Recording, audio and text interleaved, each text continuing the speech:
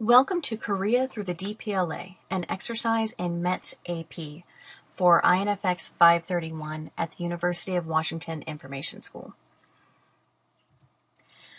The Digital Public Libraries of America holds a wide assortment of publicly available resources from hundreds of libraries and archives across the United States.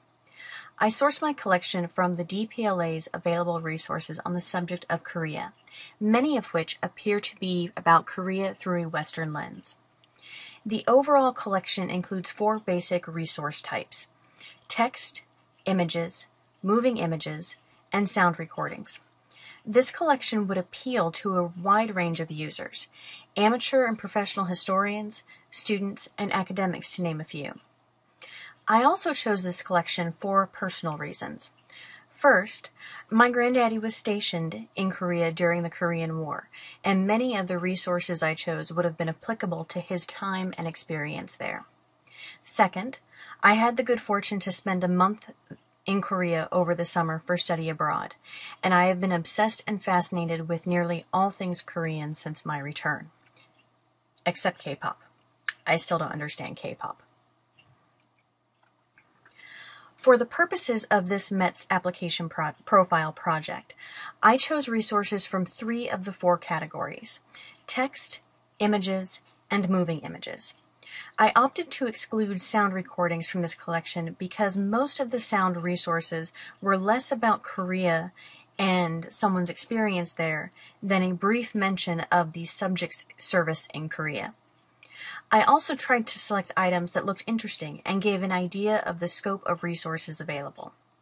After reviewing the varying levels of metadata complexity between the 3 resource types, I began selecting terms for my AP. Instead of basing my local AP on one particular standard and importing other elements to supplement, I opted to select a wide variety of terms from multiple standards to suit this very specific needs of the collection: accessible, reasonably low-tech metadata. The majority of my terms were sourced from RDA and Dublin Core, based on the simplicity of those standards and the simple needs of my collection.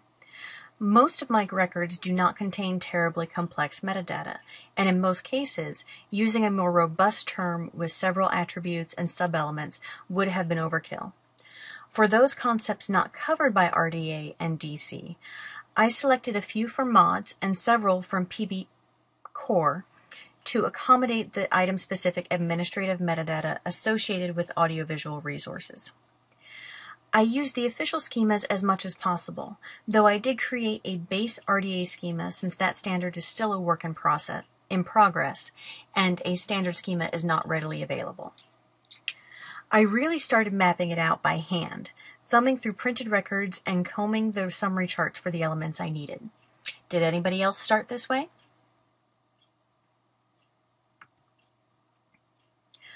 While I was generally able to reuse terms from existing standards, I did find there were some term requirements I could not fulfill without defining my own local terms.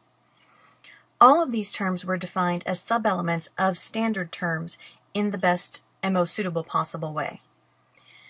Specifically, I added a collection statement styled after certain RDA terms to the DC provenance element, address and contact elements for the DC physical location term to further describe the resource repository, and I added enumerated list elements for edit status and sound to the PB Core instantiation document.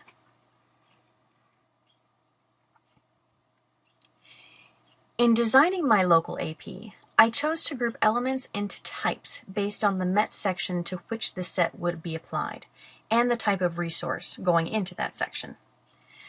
I developed DMD section types for each kind of resource and AMD section types for those resources that required administrative metadata. The data available on the text records is extremely limited. Once the AP was completed, I imported it into METS and ran instances for both my local AP and the METS AP. Because I was having difficulty wrapping my head around the idea of just copying and pasting information from one instance to another, even after seeing it done and reading about it in several places, I chose to test the structure first by copying segments of my empty local instance into the appropriate section of METS. The simplicity seemed too good to be true. But using this approach allowed me to enter information directly into the METS instance and immediately see if there were any problems that I needed to address there. And I did find a few areas of improvement as I worked through the instance. I also found I had created more work for myself by needing to copy the completed METS sections back into my local AP. Of all the sections, descriptive metadata section was easily the easiest section of METS to work with only a single container to worry about.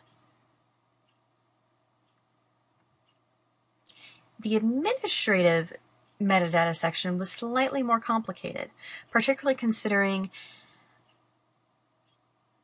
how many of the multiple administrative containers would you need? 2 or 3, only 1, or none. I found that my text records had little administrative metadata to speak of, as I'd mentioned, and I chose at this time to not link those records to administrative records.